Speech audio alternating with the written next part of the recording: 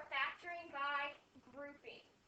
So when I say grouping, I mean we are literally going to make two groups and then factor each group. All right?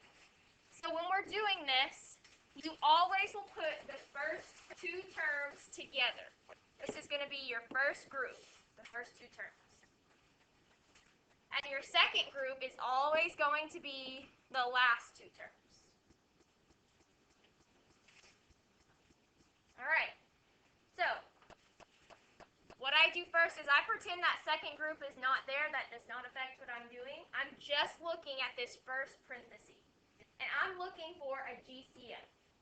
So what's something that I could pull out of 8r cubed and negative 64r squared? 8 what? R squared. Very good. Okay, so now I'm going to rewrite what that would be if I take out 8r squared. So what would 8r cubed become? If I took out 8r squared? 1r. And if I take 8r squared out of negative 64r squared, what am I left with? Negative 8.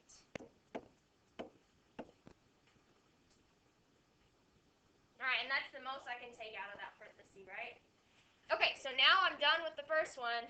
I'm looking at that second one. Is there anything I can pull out of there? No. So the only GCF I would technically have here would be like a 1, right? I could pull out a positive 1. Right? Times 1 wouldn't change anything.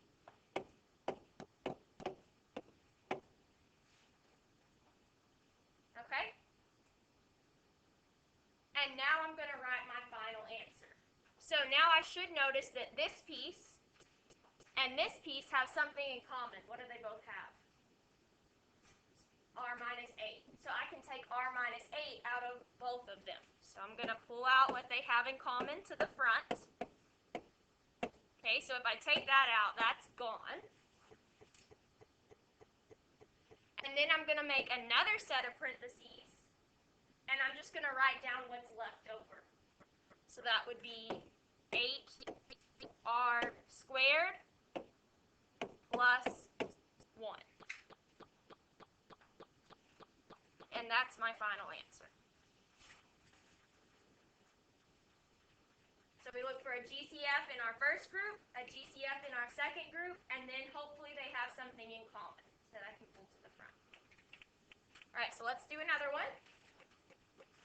So I'm looking here at number 2. Remember, we make our groups.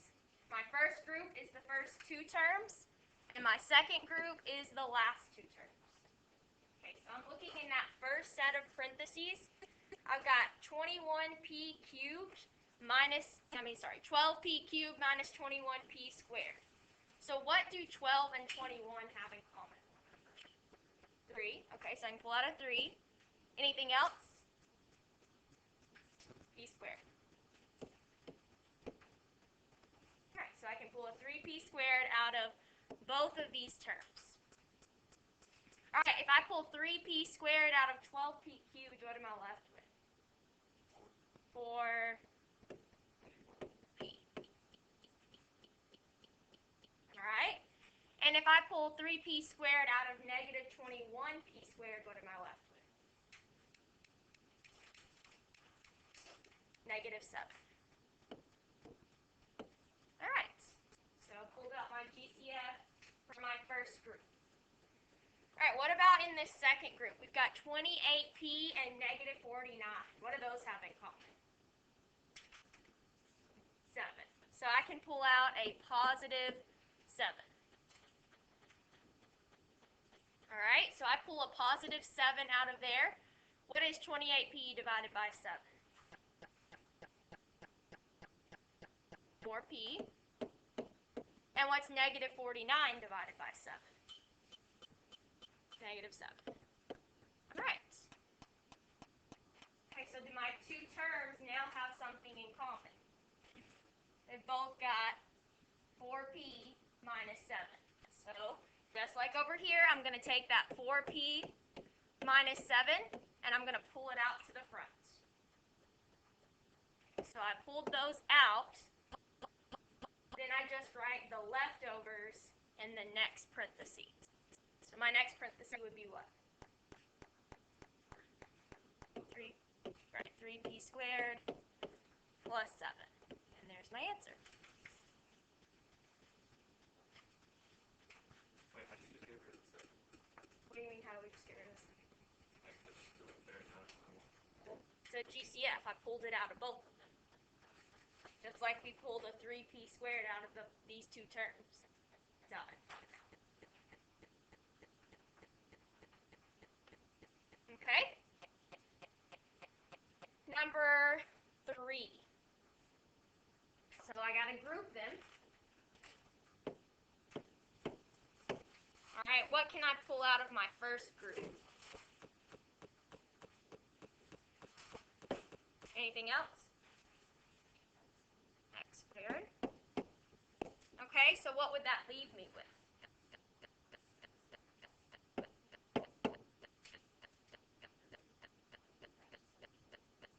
Well, what is 2x squared divided by 2x squared? 1. It's still there. It doesn't cancel out. Just like 6 divided by 6 is still 1, right? Doesn't go away. Okay. Do I have a GCF in this second group? Negative 5, right? We don't want this leading one to be negative, so we're going to pull out a negative 5. Okay, so if I take negative 5 out of negative 30x, what am I left with? 6x. Okay, and what is negative 5 divided by negative 5? Positive 1. So now what should I do?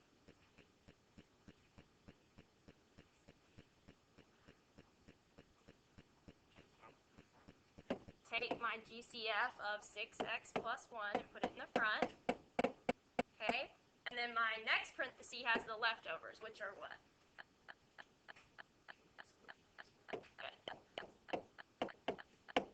Alright.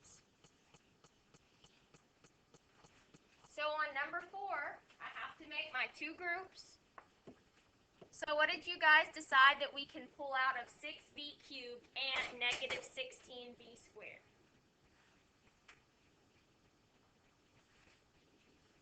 To what?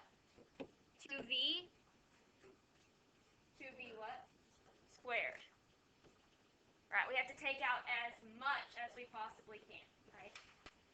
Okay, so if I take 2v squared out of 6b cubed, what am I left with? 3v.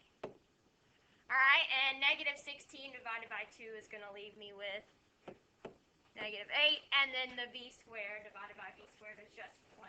So you would basically have negative 8 times 1, which is just negative 8. Alright. Next set has 21b and negative 56. So I can't pull out any letters.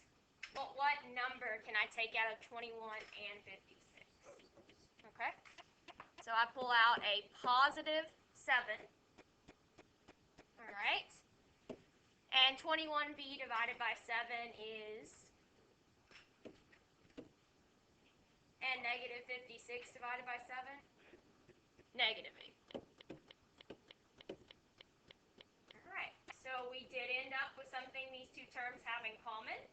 So I'm going to take what they have in common and pull it out here to the front. And then my second set of parentheses is the leftovers, which is 2b squared plus 7.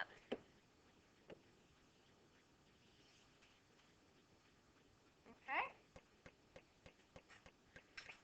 Alright. So number 5. I'm looking at my first group there. I've got 63n cubed plus 54n squared. So is there anything that first group will have in common that I can pull out? 9 what? N squared.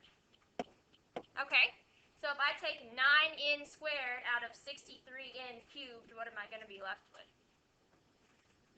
Okay. And 54n squared divided by n squared, 9n squared?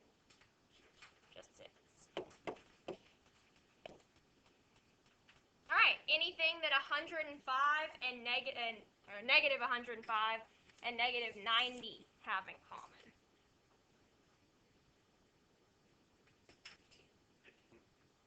Alright, and we don't want that leading one to be negative, so we pull out a negative 15. Okay, so what is negative 105 divided by negative 15?